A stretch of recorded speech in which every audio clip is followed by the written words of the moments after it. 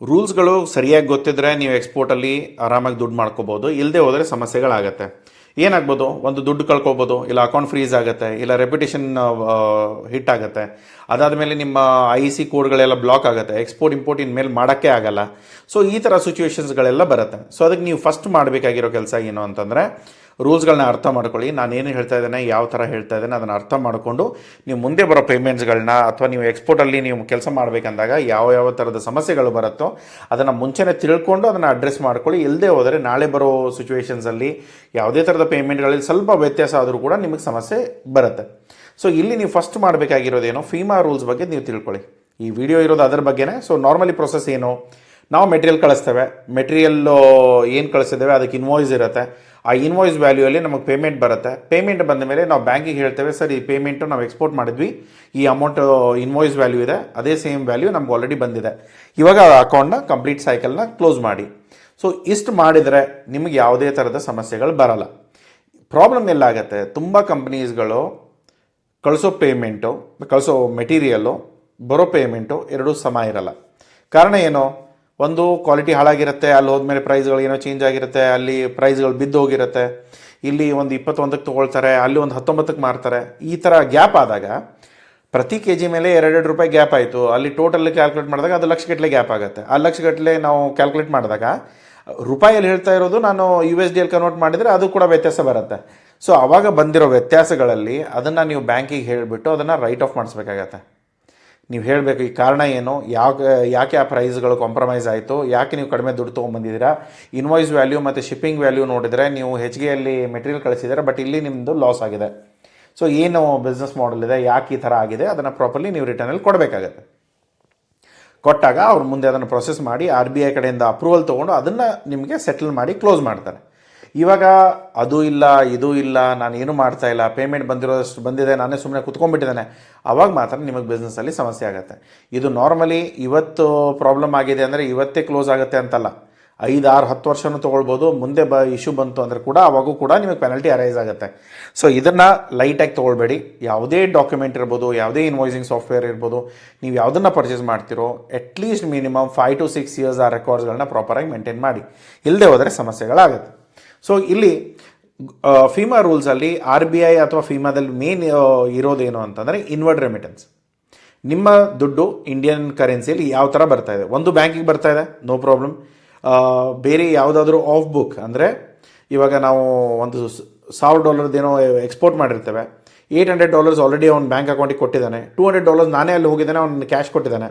So $200 ತುಂಬ amount ಅಲ್ಲ, but ಆದರೆ ರೂಲ್ಸ್ ಏನು ಹೇಳುತ್ತೆ, ಯಾವುದೇ ದುಡ್ಡುಗಳು ನಿಮ್ಮ ಬ್ಯಾಂಕಿಂದ ಅಂದರೆ ಎಕ್ಸ್ಪೋರ್ಟ್ ಆಗಿರೋ ಮೆಟೀರಿಯಲ್ಗಳಿಗೆ ದುಡ್ಡುಗಳು ಏನೇ ಇದ್ದರೂ ಕೂಡ ಬ್ಯಾಂಕ್ ಸಿಸ್ಟಮಲ್ಲೇ ಬರಬೇಕು, ಕ್ಯಾಶಲ್ಲಿ ಯಾವುದೇ ಥರದ ಟ್ರಾನ್ಸಾಕ್ಷನ್ ಆಗೋ ಆಗಿಲ್ಲ. ಸೊ ಇದು ಏನಾದರೂ ನೀವು $200 ನಿಮ್ಮ ಬುಕ್ಸಲ್ಲಿ ನೋಡಿದರೆ $200 ಕ್ಯಾಶಲ್ಲಿ ಬಂದಿದೆ, $800 ಇದೆ, ಸೆಟ್ಲ್ ಆಗಿದೆ, $1,000 ಎಕ್ಸ್ಪೋರ್ಟ್ ಮಾಡಿದ್ವಿ, ಸೆಟಲ್. ಬಟ್ ಆದರೆ ಬ್ಯಾಂಕ್ ಆಗಿರ್ಬೋದು ಅಥವಾ RBI ಆಗಿರ್ಬೋದು, ಎರಡರಲ್ಲೂ ಕೂಡ ಬುಕ್ಸ್ ಓಪನ್ ಇರುತ್ತೆ. ಈ BRC ನಿಮಗೆ ಇಶ್ಯೂ ಆಗಲ್ಲ. ಆವಾಗ ನೀವು ಮತ್ತೆ ತಿರ್ಗಾ ದುಡ್ಡು ಅವ್ರಿಗೆ ಕಳಿಸಿ ಅವ್ರ ಕಡೆಯಿಂದ ಅದನ್ನು ಡೆಪಾಸಿಟ್ ಮಾಡಿಸ್ಕೊಂಡು ಆವಾಗ ನೀವು ಬ್ಯಾಂಕಿಗೆ ಹೋಗ್ಬಿಟ್ಟು ಸರ್ ಇದು 200 ಏನಿದೆ ಅದನ್ನು ಸೆಟಲ್ ಮಾಡಿ ಅಂತಂದಾಗ ಮಾತ್ರ ಅದನ್ನು ಸೆಟಲ್ ಮಾಡ್ತಾರೆ. ಸೊ ಈ ಸಮಸ್ಯೆಗಳು ನಿಮಗೆ ಬರಬಾರ್ದು ಅಥವಾ ಈ ಥರದ ಸಮಸ್ಯೆಯಲ್ಲಿ ನಾನು ಸಿಕ್ಕಾಕೊಳ್ಬಾರ್ದು ಅಂದರೆ ನೀವು ದಯಮಾಡಿ ಏನೇ ಇದ್ದರೂ ಕೂಡ ಪ್ರಾಪರಾಗಿ ರೂಲ್ಸ್ಗಳನ್ನ ತಿಳ್ಕೊಂಡು ನಿಮ್ಮ ದುಡ್ಡುಗಳನ್ನ ತರಿಸ್ಕೊಳ್ಳಿ. A ಕಂಪ್ನಿಗೆ ನಾನು ಸಪ್ಲೈ ಮಾಡ್ತೇನೆ, B ಕಂಪ್ನಿಯಿಂದ ಪೇಮೆಂಟ್ ಬರುತ್ತೆ, ಅದು ಕೂಡ ಒಪ್ಕೊಳ್ಳಲ್ಲ. ಬೇಕಂದರೆ A ಕಂಪ್ನಿಗೆ ನೀವು ಸಪ್ಲೈ ಮಾಡಿದರೆ A ಕಂಪ್ನಿಯಿಂದನೇ ಪೇಮೆಂಟ್ ಬರಬೇಕು, B ಕಂಪ್ನಿಗೆ ಸಪ್ಲೈ ಮಾಡಿದರೆ B ಕಂಪ್ನಿಯಿಂದನೇ ಪೇಮೆಂಟ್ ಬರಬೇಕು. A ಕಂಪ್ನಿಗೆ ಸಪ್ಲೈ ಮಾಡ್ತೇನೆ, B ಕಂಪ್ನಿಯಿಂದ ಪೇಮೆಂಟ್ ತೊಗೊಳ್ತೇನೆ, C ಕಂಪ್ನಿಯಿಂದ ಸೆಟಲ್ ಮಾಡ್ತೇನೆ. ಆ ಥರ ಮಾಡಿದರೆ ನಿಮ್ಮ ಬುಕ್ಸ್ಗಳು ಎಲ್ಲವೂ ಓಪನ್ ಇರುತ್ತೆ, ಅದು ನಾಳೆ ಬಂದುಬಿಟ್ಟು ನಿಮ್ಗೆ ಅದು ಬಿಸ್ನೆಸ್ ಇಶ್ಯೂ ಆಗುತ್ತೆ. ಸೊ ಅದಕ್ಕೆ ಯಾವುದೇ ಥರದ ಇಶ್ಯೂ ಅಲ್ಲಿ ಸಿಕ್ಕಾಕೊಳ್ಳೋಕೆ ಹೋಗ್ಬೇಡಿ. ಸೊ ಇದರಲ್ಲಿ ಏನು, ಈಗ ಸರ್ ಅಡ್ವಾನ್ಸ್ ಪೇಮೆಂಟ್ ಬರುತ್ತೆ, ಒಂದು ವೇಳೆ ಅವ್ನು ಮುಂದೆ ಬರೋ ಪೇಮೆಂಟ್ಗಳು ನಾನು ಕೊಡಲಿಲ್ಲ ಅಂದರೆ ನಾನು ಏನು ಮಾಡಲಿ, ಅಡ್ವಾನ್ಸ್ ಪೇಮೆಂಟ್ ನಾವು ತಿರ್ಗಾ ಕೊಡಬೇಕಾ? 100% ನೀವು ತಿರ್ಗಾ ಕೊಡಬೇಕು. ಒಂದು ವೇಳೆ ನೀವು ಅದನ್ನು ಅಗ್ರಿಮೆಂಟಲ್ಲಿ ಬರೆದಿಲ್ಲ ಅಂದರೆ, ಒಂದು ವೇಳೆ ನೀವು ಅಗ್ರಿಮೆಂಟಲ್ಲಿ ಬರೆದಿರೋದೇನಿದೆ, ಸರ್ ಇವಾಗ $1,000 ನಮ್ಮ ಡೀಲ್ ಇದೆ, $400 ಅವ್ರು ಆಲ್ರೆಡಿ ಕೊಟ್ಟಿದ್ದಾರೆ, $600 ಅವ್ರು ಕೊಡಬೇಕು, ರಾ ಮೆಟೀರಿಯಲ್ ಎಲ್ಲ ಆಲ್ರೆಡಿ ಪರ್ಚೇಸ್ ಮಾಡಿ ನಾವು ಪ್ರೊಸೆಸ್ ಸ್ಟಾರ್ಟ್ ಮಾಡಿದ್ದೇವೆ, ಬಟ್ ಮುಂದೆ ಬರೋ ಪೇಮೆಂಟು ಮುಂದೆ ಬರೋ ಡೇಟಿಗೆ ಅವ್ರು ಹೇಳಿಲ್ಲ, ನಾವು 2-3 ಇಮೇಲ್ಗಳನ್ನ ಕಳಿಸಿದ್ದೇವೆ, ಅವ್ರು ಏನೂ ರೆಸ್ಪಾಂಡೇ ಮಾಡ್ತಾ ಇಲ್ಲ. ಸೊ ಹಾಗಿದ್ದಾಗ ಆಟೋಮೆಟಿಕ್ಲಿ ಆರ್ಡರ್ಗಳನ್ನ ನೀವು ಕ್ಯಾನ್ಸಲ್ ಮಾಡ್ತೀರಾ. ಆರ್ಡರ್ ಕ್ಯಾನ್ಸಲ್ ಮಾಡಿದ ಮೇಲೆ ಅಡ್ವಾನ್ಸ್ ಪೇಮೆಂಟು ಅವ್ರು ಕೊಟ್ಟರೆ ಅಡ್ವಾನ್ಸ್ ಪೇಮೆಂಟ್ನ ನೀವು ಆಲ್ರೆಡಿ ಮೆಟೀರಿಯಲ್ಗಳನ್ನ ತೊಗೊಂಡ್ಬಂದಿದ್ದೀರಾ, ಆ ಮೆಟೀರಿಯಲ್ಗಳು ನಿಮ್ಮ ಆಲ್ರೆಡಿ ನಿಮ್ಮ ಫ್ಯಾಕ್ಟ್ರಿಯಲ್ಲಿದೆ, ಅವ್ನು ಇನ್ನೂ ಬ್ಯಾಲೆನ್ಸ್ ಪೇಮೆಂಟ್ ಕೊಟ್ಬಿಟ್ರೆ ನೀವು ಪ್ರೊಡಕ್ಷನ್ ಮುಗಿಸ್ಬೋದು. ಬಟ್ ಅವ್ನು ಕೊಡದೇ ಇರೋದಕ್ಕೆ ಈ ಇಶ್ಯೂ ಬಂದಿರೋದು. ಬಟ್ ಅದನ್ನು ನೀವು ಕ್ಲಾಸ್ನ ನೀವು ಅಗ್ರಿಮೆಂಟಲ್ಲಿ ಹಾಕಿರ್ತೀರ. ಅಗ್ರಿಮೆಂಟಲ್ಲಿ ಹಾಕಿದ್ದೇನೆ ಅಂತ ಹೇಳಿಬಿಟ್ಟು ಸುಮ್ಮನೆ ಕೂತ್ಕೊಳ್ಳೋಗಿಲ್ಲ. ನೀವು ಅಗ್ರಿಮೆಂಟಲ್ಲಿ ಹಾಕಿರೋದನ್ನು ಡಾಕ್ಯುಮೆಂಟ್ನ ಅಟ್ಯಾಚ್ ಮಾಡಿ ಬ್ಯಾಂಕಿಗೆ ಕಳಿಸಿ, ಬ್ಯಾಂಕ್ ಅವ್ರಿಗೆ ನೀವು ಹೇಳಬೇಕು ಇದು ಅಡ್ವಾನ್ಸ್ ಪೇಮೆಂಟ್ ಬಂದಿತ್ತು, ಈ ಆರ್ಡರಿಗೆ ಬಂದಿತ್ತು, ಈ ಕಂಪ್ಲೀಟ್ ಆರ್ಡರ್ ಲೆಟರ್ ಇದೆ, ಈ ಸೇಲ್ಸ್ ಅಗ್ರಿಮೆಂಟ್ ಇದೆ, ಇನ್ವಾಯ್ಸ್ ವ್ಯಾಲ್ಯೂ ಕೂಡ ಇಲ್ಲಿದೆ. ಆದರೆ ಸಮಸ್ಯೆ ಆಗಿರೋದೇನೋ ಅವ್ರ ಮುಂದಿನ ಪೇಮೆಂಟ್ಗಳನ್ನ ಇಷ್ಟು ರಿಮೈಂಡರ್ ಆದರೂ ಕೂಡ ಅವ್ರು ನಮಗೆ ಪೇಮೆಂಟ್ ಕೊಟ್ಟಿಲ್ಲ. ಸೊ ಹಾಗಾಗಿ ನಾವೇನು ಮಾಡ್ತೇವೆ, ದಯಮಾಡಿ ಈ ಆರ್ಡರ್ಗಳನ್ನ ನಾವು ಕ್ಯಾನ್ಸಲ್ ಮಾಡ್ತಾ ಇದ್ದೇವೆ. ಇದರಲ್ಲಿ ಯಾವುದೇ ಥರದ ರಿಟರ್ನ್ ಅಥವಾ ಅಡ್ವಾನ್ಸ್ ಬಂದಿರೋದನ್ನು ನಾವು ರಿಟರ್ನ್ ಕಳ್ಸೋಕ್ಕಾಗಲ್ಲ ಈ ಅಗ್ರಿಮೆಂಟ್ ರೂಲ್ಸ್ ಅಂಡರು. ಅದಕ್ಕೆ ನೀವು ಅದನ್ನು ವೇ ಆಫ್ ಮಾಡಿ. ಸೊ ಅವ್ರೇನು ಮಾಡ್ತಾರೆ, ಅದನ್ನು ಚೆಕ್ ಮಾಡಿಕೊಂಡು ಅದನ್ನು RBI ಜೊತೆ ಚೆಕ್ ಮಾಡಿ ಅದನ್ನು ಏನು ಅಡ್ವಾನ್ಸ್ ಪೇಮೆಂಟ್ ಬಂದಿದೆಯೋ ಅದನ್ನು ರೈಟ್ ಆಫ್ ಮಾಡ್ತಾರೆ. ಇಲ್ಲದೆ ಹೋದರೆ ಇದು ಅಡ್ವಾನ್ಸ್ ಬಂದಿದೆ, ಶಿಪ್ಮೆಂಟ್ ಆಗಿಲ್ಲ ಅಂದರೆ ನಿಮ್ಮ ದುಡ್ಡು ಸಿಕ್ಕಾಕೊಳ್ಳುತ್ತೆ. ಸೊ ಅದು ಕೂಡ ಪ್ರಾಬ್ಲಮ್ ಆಗುತ್ತೆ, ಅದನ್ನು ನೋಡ್ಕೊಳ್ಳಿ. ಆಮೇಲೆ ಇನ್ನೊಂದೇನಾಗುತ್ತೆ, ಟೈಮ್ ಲಿಮಿಟ್ 21 ದಿನಗಳ ಒಳಗೆ ನೀವು ಬ್ಯಾಂಕಿಗೆ ಹೋಗ್ಬಿಟ್ಟು ಸರ್ ಈ ಥರ ಇದೆ, ಈ ಬಾಯರ್ ಇದ್ದಾನೆ, ಈ ಥರ ಎಕ್ಸ್ಪೋರ್ಟ್ ಆಗಿದೆ, ಈ ಥರ ರೆಕಾರ್ಡ್ ಇದೆ, ಅದನ್ನು ಪ್ರಾಪರ್ಲಿ ಚೆಕ್ ಮಾಡ್ಕೊಳ್ಳಿ. ಇಲ್ಲ ಅಂದರೆ ಏನಾಗುತ್ತೆ, ಅವರು ಆಲ್ಮೋಸ್ಟ್ 21 ದಿನ ದಾಟೋಗುತ್ತೆ, ನಿಮಗೆ ಎಕ್ಸ್ಪೋರ್ಟ್ ಆಗಿರೋದು ಗೊತ್ತಿರಲ್ಲ, ಪೇಮೆಂಟ್ ಬಂದಿರೋದು ಗೊತ್ತಿರಲ್ಲ, ಏನೂ ಗೊತ್ತಾಗದಿದ್ದಕ್ಕೆ ಅದು RBIಗೆ ಡೀಟೇಲ್ಸ್ಗಳು ಹೋಗಲ್ಲ. ಅವಾಗೇನಾಗುತ್ತೆ, ಯಾವುದೇ ಥರದ ಕ್ರೆಡಿಟ್ ಬೆನಿಫಿಟ್ಸ್ ಏನಾದರೂ ಸಿಗೋದಿದ್ರು ಕೂಡ ಅದು ನಿಮಗೆ ಸಿಗಲ್ಲ. ಸೊ ಎಕ್ಸ್ಪೋರ್ಟ್ ಬೆನಿಫಿಟ್ ನಿಮಗೆ ಬೇಕು ಅಂದರೆ ಪ್ರಾಪರಾಗಿ ರೂಲ್ಸ್ ಫಾಲೋ ಮಾಡಿ. 21 ದಿನದ ಒಳಗಡೆ ಹೋಗ್ಬಿಟ್ಟು ಬ್ಯಾಂಕಿಗೆ ಅಪ್ಡೇಟ್ ಮಾಡಿ, ಸರ್ ಈ ಶಿಪ್ಮೆಂಟ್ ಆಗಿದೆ, ಇವೆಲ್ಲ ಡಾಕ್ಯುಮೆಂಟ್ಸ್ ಇದೆ, ತೊಗೊಳ್ಳಿ. ಅದಾದಮೇಲೆ ನೆಕ್ಸ್ಟ್ ಬರೋದು ಪೇಮೆಂಟ್ ಬಂದ ಮೇಲೆ ಅಥವಾ ಪೇಮೆಂಟ್ ಆಲ್ರೆಡಿ ಬಂದಿದೆ ಅಂದರೆ ಅದನ್ನು ಈ ಇನ್ವಾಯ್ಸ್ಗಳಿಗೆ ಅದನ್ನು ಸೆಟಲ್ ಮಾಡಿಸಿ ಅದನ್ನು EBRC ಜನರೇಟ್ ಮಾಡೋದು. EBRC bank realisation certificate electronical format ಏನಿದೆ, ಇದು ಯಾವುದೇ ಕೂಡ ಪೇಪರ್ ಡಾಕ್ಯುಮೆಂಟ್ಸ್ ಎಲ್ಲ ಬೇಕಾಗಲ್ಲ. ಪೇಮೆಂಟ್ ಬಂದಿದೆ, ಇನ್ವಾಯ್ಸಸ್ಗಳಿದೆ, ಬ್ಯಾಂಕ್ಗಳು ಸೆಟಲ್ ಮಾಡಿ ಕೊಡ್ತಾರೆ. ಒಂದು ವೇಳೆ ಆಗಿಲ್ಲ ಅಂದರೆ ಸ್ವಲ್ಪ ಹಿಂದೆ ಬಿದ್ದು ಮಾಡಿಸ್ಕೊಳ್ಳಿ. ಕೆಲವೊಂದು ಬ್ಯಾಂಕ್ಗಳು ಸುಮಾರು ಕೆಲಸ ಮಾಡ್ತಾರೆ, ಹೇಳಕ್ಕೆ ಬರಲ್ಲ. ಕೆಲವೊಂದು ಬ್ಯಾಂಕ್ಗಳು ಚೆನ್ನಾಗಿರುತ್ತೆ, ಕೆಲವೊಂದು ಬ್ರಾಂಚ್ಗಳು ಚೆನ್ನಾಗಿರುತ್ತೆ. ಬ್ಯಾಂಕ್ಗಳು ಚೆನ್ನಾಗಿರ್ಬೋದು, ಬ್ರಾಂಚ್ಗಳು ಸರಿ ಇಲ್ಲ ಅಂದರೆ, ಜನ ಸರಿ ಇಲ್ಲ ಅಂದರೆ ಸ್ವಲ್ಪ ಸಮಸ್ಯೆ ಆಗುತ್ತೆ. ಅದನ್ನು ಏನು ಮಾಡೋಕ್ಕೆ ಬರಲ್ಲ, ಅದು ಗ್ಲೋಬಲ್ ಪ್ರಾಬ್ಲಮ್ಮು. ಯಾರಾದರೂ ಮಾಡಿದರೆ ಮಾಡ್ತಾರೆ, ಕೆಲವೊಂದು ಜನ ಮಾಡಲ್ಲ ಅಂದರೆ ಅವರ ಝೋನಲ್ ಮ್ಯಾನೇಜರು, ಅವರ ರೀಜ್ನಲ್ ಮ್ಯಾನೇಜರು, ಅವ್ರ ಕ್ಲಸ್ಟರ್ ಹೆಡ್ಡು ಅವ್ರಿಗೆ ಹೋಗ್ಬಿಟ್ಟು ಕಂಪ್ಲೇಂಟ್ ಮಾಡಿ ನಿಮ್ಮ AD ಕೋಡು ಅಥವಾ ನಿಮ್ಮ ಬ್ಯಾಂಕಿನ ಏನೇನು ಸಮಸ್ಯೆಗಳಿದೆ ಅದನ್ನೆಲ್ಲ ತೊಗೊಳ್ಬೇಕಾಗತ್ತೆ. ಯಾವುದೇ ರೀತಿಯಲ್ಲಿ ನೀವು ಒಂದು ವಿಷಯ ತಲೆಯಲ್ಲಿ ಇಟ್ಕೊಳ್ಳಿ, ಎಕ್ಸ್ಪೋರ್ಟ್ ಇಂಪೋರ್ಟ್ ಬಿಸ್ನೆಸ್ಸಲ್ಲಿ ಎಸ್ಪೆಷಲಿ ಬ್ಯಾಂಕಿನವ್ರ ಜೊತೆಗೆ ವ್ಯವಹಾರ ಮಾಡಬೇಕಾದಾಗ ಯಾವುದು ಕೂಡ ಬಾಯಿ ಮುಖಾಂತರ ಅಥವಾ ಅವರೇನೋ ಹೇಳಿಬಿಟ್ರು ನಾನು ನಂಬಿಟ್ಟೆ ಆ ಥರ ಸಿಚುವೇಶನ್ ಇರಲ್ಲ. ಏನೇ ಇದ್ದರೂ ಕೂಡ ಆನ್ ಪೇಪರ್ ಪ್ರಾಪರ್ ಇಮೇಲಾಗಿ ಕಳಿಸ್ಬೇಕಾಗತ್ತೆ. ಅವ್ರು ಏನಾದರೂ ಮಾತಾಡಿದ್ದಾರೆ, ಓಕೆ, ನೋ ಪ್ರಾಬ್ಲಮ್. ಅವ್ರೇನಾದರೂ ಇಮೇಲ್ ಕೊಡೋಕ್ಕೆ ರೆಡಿ ಇಲ್ಲ, ನೋ ಪ್ರಾಬ್ಲಮ್. ಅವ್ರ ಇಮೇಲ್ ID ಇದೆಯಾ, ನಿಮ್ಮ ಜೊತೆ ನನ್ನ ಈ ಡಿಸ್ಕಷನ್ ಆಗಿತ್ತು, ಈ ದಿನಕ್ಕೆ ಈ ದಿನ ನಿಮ್ಮ ಆಫೀಸಿಗೆ ಬಂದಿದ್ದೆ, ನಿಮ್ಮ ಜೊತೆಗೆ ಇದೆಲ್ಲ ಮಾತಾಗಿದೆ, ದಯಮಾಡಿ ಇದರಲ್ಲಿ ಏನಾದರೂ ತಪ್ಪಿದೆ ಕನ್ಫರ್ಮ್ ಮಾಡಿ ಅಂತ ನೀವು ಮೇಲ್ ಹಾಕಿ ಸಾಕು. ಅದು ಕೂಡ ನಿಮ್ಮ ಸೇಫ್ ಸೆಕ್ಯೂರಿಟಿಗೆ ಅದೊಂದು ಪ್ರೂಫ್ ಕೂಡ ಇರುತ್ತೆ. ನಾವು ಮೇಲ್ ಹಾಕಿದ್ವಿ, ಅವ್ರು ರೆಸ್ಪಾಂಡ್ ಮಾಡಿಲ್ಲ, ಅವರ ಸಿಸ್ಟಮ್ಗೆ ಹೋಗ್ಬಿಟ್ಟು ನಾವು ರಿಪ್ಲೈ ಮಾಡೋಕ್ಕಾಗಲ್ಲ. ಒಂದು ವೇಳೆ ಅದೂ ಕೂಡ ಅವ್ರು ರಿಪ್ಲೈ ಮಾಡ್ತಾ ಇಲ್ಲ ಅಂದರೆ ಅವ್ರ ಝೋನಲ್ ಹೆಡ್ ಇರ್ಬೋದು, ರೀಜ್ನಲ್ ಹೆಡ್ ಇರ್ಬೋದು, ಅವ್ರು ಯಾರಾದರೂ ಹಿಡ್ಕೊಂಡು ಅವ್ರ ಕಡೆಯಿಂದ ನೀವು ತೆಗೆಸ್ಕೊಳ್ಬೋದು. ಇದನ್ನು ಪ್ರಾಪರಾಗಿ ನೀವು ವರ್ಕ್ ಮಾಡಬೇಕಾಗತ್ತೆ. ಇದರಲ್ಲಿ ಎಲ್ಲೇ ನೀವು ಏನೋ ಸ್ವಲ್ಪ ಮಿಸ್ಟೇಕ್ ಮಾಡಿದ್ರಿ, ಅವ್ರೇನೋ ಇಲ್ಲ ಸರ್ ಯಾವುದೋ ದುಡ್ಡು ಬಂದಿದೆ, ಓಕೆ ನೋಡ್ತೇನೆ, ನಾನು ಅಡ್ಜಸ್ಟ್ ಮಾಡ್ಕೊಳ್ತೇನೆ ಬಿಡಿ, ಏನು ಸಮಸ್ಯೆ ಇಲ್ಲ ಅಂತಂದರೆ ನೀವೇನು ಮಾಡ್ತೀರಾ, ನೆಕ್ಸ್ಟ್ ಆರ್ಡರು, ನೆಕ್ಸ್ಟ್ ಬಿಸ್ನೆಸ್ಸು, ಏನೋ ಒಂದು ಬೇರೆ ವಿಷಯದಲ್ಲಿ ಬ್ಯುಸಿ ಆಗಿಬಿಡ್ತೀರ. ಅವಾಗೇನಾಗುತ್ತೆ, ನಿಮ್ಮ ಪೇಮೆಂಟ್ಗಳು ಅಲ್ಲೇ ಸಿಕ್ಕಾಕೊಂಡಿರುತ್ತೆ. ನಾಳೆ ಅವರು ಏನಾದರೂ ಕೆಲಸ ಬಿಟ್ಟು ಹೋದರು, ಅಥವಾ ಬೇರೆ ಬ್ಯಾಂಕಿಗೆ ಹೋದರು, ಅಥವಾ ಬೇರೆ ಬ್ರಾಂಚಿಗೆ ಹೋದರು, ಅಥವಾ ಬೇರೆ ಏನೋ ಆಯಿತು, ಹಾಗಾಯಿತು ಅಂದರೆ ನಿಮ್ಮ ಬಿಸ್ನೆಸ್ ಮಾಡೆಲ್ ಸಿಕ್ಕಾಕೊಳ್ಳುತ್ತೆ. EBRC important. ಅದ್ರ ಜೊತೆಗೆ ಬೇರೆ ಯಾವುದೇ ಥರದ ಡಾಕ್ಯುಮೆಂಟ್ಸ್ಗಳನ್ನ ನಿಮ್ಮ ಬ್ಯಾಂಕ್ಗಳು ಸಪೋರ್ಟ್ ಮಾಡ್ತಾ ಇಲ್ಲ ಅಂದರೆ ದಯಮಾಡಿ ವಿದಿನ್ ಟೈಮ್ ಝೋನಲ್ಲಿ ಅದನ್ನು ದುಡ್ಡುಗಳನ್ನ ತೊಗೊಳ್ಳಿ. ಸೊ 21 ದಿನ ಬ್ಯಾಂಕಿಗೆ ಹೇಳೋಕ್ಕೆ 9 ತಿಂಗಳಲ್ಲಿ ನೀವು ದುಡ್ಡನ್ನ ತೊಗೊಂಬರ್ಬೇಕು. ಈ ಪಾಪು ಹುಟ್ಟಕ್ಕೆ ಒಂದು 9 ತಿಂಗಳು ಬೇಕಂತ ಹೇಳ್ತಾರಲ್ಲ, ಸೊ ಅದನ್ನು ನೆನ್ಪಿಟ್ಕೊಳ್ಳಿ. ನಿಮ್ಮ ಬಿಸ್ನೆಸ್ ಆಗಿ ಒಂದು ವೇಳೆ ನೀವೇನಾದರೂ ಕ್ರೆಡಿಟ್ ಕೊಟ್ಟಿದ್ದರೆ 9 ತಿಂಗಳದ ಒಳಗಡೆ ಆ ದುಡ್ಡು ಬರಬೇಕು. ಇಲ್ಲ ಅಂದರೆ ನೀವು ಆ ಬ್ಯಾಂಕಿಗೆ ಹೋಗ್ಬಿಟ್ಟು ತಿಳಿಸ್ಬೇಕಾಗತ್ತೆ, ಸರ್ ಇದು ಪೇಮೆಂಟ್ ಬರಲ್ಲ, ಪೇಮೆಂಟ್ ಅದು ಫ್ರಾಡ್ ಆಗಿದೆ, ನಮ್ಮ ಪೇಮೆಂಟ್ ಸಿಕ್ಕಾಕೊಂಡಿದೆ, ಅದನ್ನು ನೀವು ರೈಟ್ ಆಫ್ ಮಾಡಿ. ಸೊ ರೈಟ್ ಆಫು, ಅಡ್ಜಸ್ಟು ಏನೋ ಒಂದು ಮಾಡಬೇಕಾಗತ್ತೆ. ಅದನ್ನು ಅವರಿಗೆ ರಿಕ್ವೆಸ್ಟ್ ಕೊಡಿ, ಅವರು RBI ಅಪ್ರೂವಲ್ ತೊಗೊಳ್ತಾರೆ, ಅದರ ಅಗೇನೆಸ್ಟ್ಲಿ ಅದನ್ನು ಕ್ಲೋಸ್ ಮಾಡಿ ಕೊಡ್ತಾರೆ. ಸೊ ಕ್ಲೋಸ್ ಆಗಿಲ್ಲ, ಏನು ಇಶ್ಯೂ ಬಂದಿದೆ ಅದನ್ನು ಕೂಡ ಚೆಕ್ ಮಾಡಬೇಕು, ಇಲ್ಲದೆ ಹೋದರೆ ಸಮಸ್ಯೆ ಇಲ್ಲ. ಸೊ ಪ್ರಾಪರಾಗಿ ಯಾವುದೇ ಥರದ ಬ್ಯಾಂಕಿನಗಳ ಇಮೇಲು ಕಮ್ಯುನಿಕೇಷನ್ ಏನಾದರೂ ಬಂದರೆ ಅದನ್ನು ನೆಗ್ಲೆಕ್ಟ್ ಮಾಡ್ಕೋಬೇಡಿ, ಕರೆಕ್ಟಾಗಿ ನೋಡಿಕೊಂಡು ಅಡ್ರೆಸ್ಗಳನ್ನ ಮಾಡ್ಕೊಳ್ಳಿ. ಆದರೆ ನೀವು ಯಾವತ್ತು ಬ್ಯಾಂಕಿಗೆ ಫಸ್ಟ್ ಇಮೇಲ್ ಕಳಿಸ್ತಿರೋ ಯಾವುದೇ ಇಶ್ಯೂ ಬಗ್ಗೆ ಇರ್ಬೋದು, ಅದನ್ನು ರೆಕಾರ್ಡ್ ಮಾಡಿ ಇಟ್ಕೊಳ್ಳಿ. ಯಾಕಂದರೆ ಜನ ಏನು ಮಾಡ್ತಾರೆ, ಅದರ ಬಗ್ಗೆ ತಲೆನೇ ಕೆಡಿಸ್ಕೊಳ್ದೇ ಇದ್ದಾಗ ಸೊ ಈ ಥರ ಸಮಸ್ಯೆಗಳು ಬರುತ್ತೆ. ಎಕ್ಸ್ಪೋರ್ಟ್ ನೀವು ಮಾಡಬೇಕಾದಾಗ ಶಿಪ್ಪಿಂಗ್ ಡಾಕ್ಯುಮೆಂಟ್ಸ್ ಇರ್ಬೋದು. ಶಿಪ್ಪಿಂಗ್ ಆಯಿತು, ಬ್ಯಾಂಕಿಗೆ ಹೋಗ್ಬಿಟ್ಟು ಇನ್ಫಾರ್ಮ್ ಮಾಡಿ. ಬ್ಯಾಂಕಲ್ಲಿ ಇನ್ಫಾರ್ಮ್ ಆಯಿತು ಅಂದರೆ ಪೇಮೆಂಟ್ಸ್ಗಳು ಬಂದ ತಕ್ಷಣವೇ ನಿಮ್ಮ EBRC ಕ್ಲೋಸ್ ಆಗುತ್ತೆ. ಸೊ ಪೇಮೆಂಟ್ಸಲ್ಲಿ ಅಥವಾ ಅಡ್ವಾನ್ಸ್ ಪೇಮೆಂಟ್ಸ್ಗಳು ಬಂದಾಗ ಫುಲ್ ಆಗಿರ್ಬೋದು, ಪಾರ್ಷಿಯಲ್ ಆಗಿರ್ಬೋದು, ಬ್ಯಾಲೆನ್ಸ್ ಆಗಿರ್ಬೋದು, ಇದೆಲ್ಲದಕ್ಕೂ ಅಲೌಡ್ ಇದೆ, ಯಾವುದೇ ಥರದ ಸಮಸ್ಯೆಗಳಿಲ್ಲ. ಆದರೆ ಪ್ರತಿ ಪೇಮೆಂಟ್ ಬಂದಾಗಲೂ ಕೂಡ ನೀವು ಬ್ಯಾಂಕ್ಗಳಿಗೆ ಇನ್ಫಾರ್ಮ್ ಮಾಡಲೇಬೇಕಾಗತ್ತೆ ನಿಮ್ಮದು ಈ ಪೇಮೆಂಟ್ ಯಾವ ಆರ್ಡರ್ಗೆ, ಯಾವ ಇನ್ವಾಯ್ಸ್ಗೆ. ಯಾಕೆಂದರೆ ನಾಳೆ ಇನ್ವಾಯ್ಸ್ ಬರುತ್ತೆ, ಶಿಪ್ಪಿಂಗ್ ಆರ್ಡರ್ ಬರುತ್ತೆ, ಆ ಶಿಪ್ಪಿಂಗ್ ಆರ್ಡರ್ಲಿ ಈ ಅಮೌಂಟ್ ಅಡ್ಜಸ್ಟ್ ಆಗಿಲ್ಲ ಅಂದರೆ ನಿಮಗೆ EBRC ಜನ್ರೇಟ್ ಆಗಲ್ಲ. EBRC ಜನ್ರೇಟ್ ಆಗದೆ ಹೋದರೆ ನಿಮ್ಮ ಕಂಪ್ಲೀಟ್ ಎಕ್ಸ್ಪೋರ್ಟ್ ಸೈಕಲ್ ಕಂಪ್ಲೀಟ್ ಆಗಲ್ಲ. ಇದನ್ನು ಅರ್ಥ ಮಾಡ್ಕೊಳ್ಳಿ. ಇದರಲ್ಲಿ ಯಾವುದೇ ಥರದ ಸಮಸ್ಯೆಗಳಿದ್ದರೆ ಬ್ಯಾಂಕ್ ಜೊತೆ ಹೋಗಿ ಮಾತಾಡ್ಕೊಳ್ಳಿ, ಅರ್ಥ ಮಾಡಿಕೊಂಡು ನೀವು ಎಕ್ಸಿಕ್ಯೂಷನ್ ಸ್ಟಾರ್ಟ್ ಮಾಡಿ.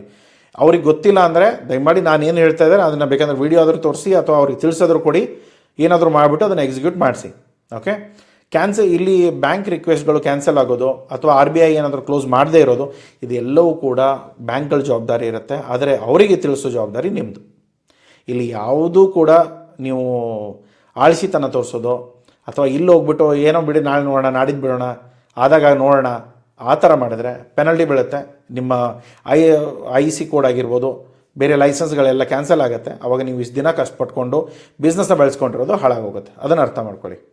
ಸೊ ನಾನ್ ರಿಫಂಡೇಬಲ್ ಏನು ಅಂತಂದರೆ ಇದರಲ್ಲಿ ನಾರ್ಮಲಿ ಯಾವುದೇ ಥರದ ಸಿಚುವೇಷನ್ಸಲ್ಲಿ ನೀವು ಏನಾದರೂ ದುಡ್ಡುಗಳನ್ನ ನಾನ್ ರಿಫಂಡೇಬಲ್ ಅಗ್ರಿಮೆಂಟ್ ಏನಾದರೂ ಮಾಡ್ಕೊಂಡಿದ್ರೆ ಅದನ್ನು ದಯಮಾಡಿ ಬ್ಯಾಂಕ್ಗಳಿಗೆ ತಿಳಿಸಿ, ಇಲ್ಲ ಅಂದರೆ ಸಿಕ್ಕಾಕೊಳ್ತೀರ. ಸೊ ನೆಕ್ಸ್ಟ್ ಬರೋದೇನು, ಒಂದು ವೇಳೆ ಬಾಯರ್ ಡಿಫಾಲ್ಟ್ ಮಾಡ್ದ, ಬಾಯರ್ ದುಡ್ಡು ಕೊಡಲಿಲ್ಲ, ಅದನ್ನು ಕೂಡ ನೀವು ಬ್ಯಾಂಕಿಗೆ ಹೇಳಬೇಕಾಗತ್ತೆ. ನೀವೇನಾಗುತ್ತೆ, ಇವಾಗ ಲೋಕಲಲ್ಲಿ ನಾವೇನು ಮಾಡ್ತೇವೆ, ನೀವೇನೋ ನನಗೆ ಮೆಟೀರಿಯಲ್ ಸಪ್ಲೈ ಮಾಡಿದ್ದೀರಾ, ನಾನು ಪೇಮೆಂಟ್ ಕೊಡಲಿಲ್ಲ, ನೀವೇನು ಮಾಡ್ತೀರಾ, ಒಂದು ತಿಂಗಳು, 2 ತಿಂಗಳು, 6 ತಿಂಗಳು ನಾನು ಫಾಲೋಅಪ್ ಮಾಡ್ತೀರಾ. ಆಮೇಲೆ ನನ್ನ ಹತ್ರ ದುಡ್ಡಿರಲ್ಲ, ನಾನು ಏನೋ ಒಂದು ಹೇಳ್ಬಿಟ್ಟು ಕೈ ಬಿಡ್ತೇನೆ. ಅವಾಗ ಏನಾಗ್ಬಿಡುತ್ತೆ ಆಟೋಮೆಟಿಕ್ಲಿ, ಆಯ್ತು ಬಿಡಪ್ಪ, ಯಾಕೆ ಅವ್ರ ಕಡೆಯಿಂದ ದುಡ್ಡು ಬರ್ತಾ ಇಲ್ಲ, ಹೋಗಲಿ ಬಿಡೋಣ. ಅದನ್ನು ಹೋಗಲಿ ಬಿಡು ಅನ್ನೋದಾದರೂ ಆಗಲಿ ಅಥವಾ ಅಡ್ಜಸ್ಟ್ ಮಾಡೋದಾದರೂ ಆಗಲಿ ಅದನ್ನು ನೀವು ಮಾಡೋ ಹಾಗಿಲ್ಲ ಇಂಟರ್ನ್ಯಾಷನಲ್ ಮಾರ್ಕೆಟಲ್ಲಿ. ಅದು ನೀವೇ ಮಾಡ್ಬೋದು, ಬಟ್ ನೀವು ಮಾಡಿದರೂ ಕೂಡ ಆ ಬ್ಯಾಂಕ್ ಅವರಿಗೆ ಅದನ್ನು ತಿಳಿಸ್ಬೇಕಾಗತ್ತೆ. ಅದು ಬ್ಯಾಂಕ್ ಅವ್ರ ಅಪ್ರೂವಲ್ ಬಂದರೆ ಮಾತ್ರ ನೀವು ಅದನ್ನು ಕ್ಲೋಸ್ ಮಾಡೋಕ್ಕೆ ಸಾಧ್ಯ, ಇಲ್ಲಾಂದರೆ ಕ್ಲೋಸ್ ಮಾಡೋಕ್ಕಾಗಲ್ಲ. ಸೊ ಅದರಲ್ಲಿ ನಿಮ್ಮ AD ಬ್ಯಾಂಕ್ ಯಾವುದಿದೆಯಲ್ಲ, ಅಥರೈಸ್ಡ್ ಡೀಲರ್ ಕೋಡ್ ಬ್ಯಾಂಕ್ಗಳು, ಸೊ ಆ ಬ್ಯಾಂಕ್ ಅವ್ರ ಜೊತೆ ಪ್ರಾಪರ್ ಡಾಕ್ಯುಮೆಂಟ್ ಮಾಡಬೇಕು. ಮತ್ತೆ ಹೋಗ್ಬಿಟ್ಟು ಮ್ಯಾನೇಜರ್ ಜೊತೆ, ಈ ರಿಲೇಷನ್ಶಿಪ್ ಮ್ಯಾನೇಜರು, ಈ ಫಾರೆಕ್ಸ್ ಟ್ರೇಡಿಂಗ್ ಡಿಪಾರ್ಟ್ಮೆಂಟು, ಇವ್ರ ಜೊತೆ ಹೋಗಿ ಕೂತ್ಕೊಂಡು ಹರಟೆ ಹೊಡೆದು ಬರೋದಲ್ಲ. ಏನೇ ಇದ್ರೂ ಕೂಡ ಪ್ರಾಪರಾಗಿ ಇಮೇಲ್ ಇಲ್ಲಾದರೂ ಹೋಗಿರಬೇಕು ಅಥವಾ ಅವ್ರಿಗೆ ಹೋಗ್ಬಿಟ್ಟು ಇನ್ಫಾರ್ಮ್ ಆದರೂ ಮಾಡಿರಬೇಕು. ಸೊ ಅದನ್ನು ನೋಡಿಕೊಂಡು ಪ್ರಾಪರಾಗಿ ಕ್ಲೋಸ್ ಮಾಡ್ಕೊಳ್ಳಿ. ಸೊ ಇಲ್ಲಿ ನೀವು ಏನೇ ಇನ್ಫಾರ್ಮ್ ಮಾಡ್ತಾ ಇದ್ದೀರಾ ಅದನ್ನು ಪ್ರಾಪರ್ಲಿ ರಿಟರ್ನಲ್ಲಿ ಇಟ್ಕೊಂಡ್ರೆ ನೀವು ಬದುಕೊಳ್ತೀರಾ. ಇಲ್ಲದೆ ಹೋದರೆ ನಾಳೆ ಸಮಸ್ಯೆ ಆಗುತ್ತೆ, 100% ಸಮಸ್ಯೆ ಆಗುತ್ತೆ. ಸೊ RBI ಬ್ಯಾಂಕ್ಗಳು ಈ ಕೆಲವೊಂದು ಜನಕ್ಕೆ ಏನಿರುತ್ತೆ ಅಂದರೆ, ಸರ್ ನಮ್ಮ ಚಿಕ್ಕ ಕಂಪನಿ ಅಲ್ಲ, ಯಾರು ನೋಡ್ತಾರೆ ಬಿಡಿ. ಚಿಕ್ಕ ಕಂಪನಿಗಳಿಗೂ ನೋಡೋ ಜನ ತುಂಬ ಇದ್ದಾರೆ. ಏನಾದರೂ ಸಮಸ್ಯೆ ಆದರೆ ಇಲ್ಲಿ ಸಿಕ್ಕಾಕೊಳ್ತೀರ. ಸೊ ನಾರ್ಮಲಿ ದೊಡ್ಡ ದೊಡ್ಡ ಜನ ಹೇಗೋ ಬದುಕೊಂಡ್ಬಿಡ್ತಾರೆ. ಈ ಚಿಕ್ಕ ಕಂಪ್ನಿಗಳು, ಹೊಸದಾಗಿ ಸ್ಟಾರ್ಟ್ ಆಗಿರೋ ಕಂಪ್ನಿಗಳೇ ಸಿಕ್ಕಾಕೊಳ್ಳೋದು. ಸೊ ಆ ಪ್ರಾಬ್ಲಮ್ಗಳನ್ನ ನೀವು ಅವಾಯ್ಡ್ ಮಾಡಿದಷ್ಟು ಬೆಟರ್. ಸೊ ಇಲ್ಲಿ ನೀವು ರೆಮಿಟೆನ್ಸ್ ಇರ್ಬೋದು, ಪ್ರಾಪರಾಗಿ ಪೇಮೆಂಟ್ ಯಾವ್ದು ಬರ್ತಾ ಇದೆ ಅದನ್ನು ರೆಕಾರ್ಡ್ ಮಾಡ್ಕೊಳ್ಳಿ. ಯಾವ ಪೇಮೆಂಟು, ಯಾವ ಇನ್ವಾಯ್ಸ್ ಹಿಂದೆ ಎಷ್ಟು ಬ್ಯಾಲೆನ್ಸ್ ಇದೆ ಅದನ್ನು ಚೆಕ್ ಮಾಡ್ಕೊಳ್ಳಿ. ಅದನ್ನ ಮೇಲೆ ನೀವು ಎಕ್ಸಿಕ್ಯೂಷನ್ನ ಸ್ಟಾರ್ಟ್ ಮಾಡ್ಬೋದು. ಸೊ ಅದರಲ್ಲೂ ಕೂಡ ಜನರಿಕ್ಕಾಗಿ ನಿಮ್ಮ EBRC, ಮೇನಾಗಿ EBRC, ಬೇರೆ ಏನೋ ಇದರಲ್ಲಿ ಬ್ಯಾಂಕಿಂಗ್ ಸಿಸ್ಟಮ್ ಜೊತೆ ನಿಮಗೆ ವ್ಯವಹಾರ ಇರೋಲ್ಲ.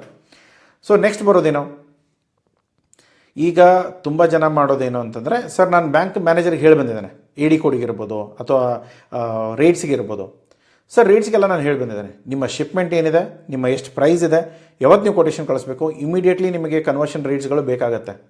ಈ ಕನ್ವರ್ಷನ್ ರೇಟ್ಸ್ಗಳು ಮೇಲೆ ಕೆಳಗೆ ಆಗ್ತಾ ಇರೋದ್ರಿಂದ ಪ್ರತಿದಿನ ನಿಮಗೆ ಏನು ಪ್ರೈಸಸ್ ಬರ್ತಾ ಇದೆಯೋ ಅದನ್ನು ಬ್ಯಾಂಕ್ ಜೊತೆ ನೆಗೋಷಿಯೇಟ್ ಮಾಡಿ ತೊಗೊಳ್ಬೇಕಾಗತ್ತೆ. ಪ್ರತಿ ಸರಿ ನೀವು ವರ್ಬಲಿ ತೊಗೊಳಕ್ಕಾಗತ್ತಾ?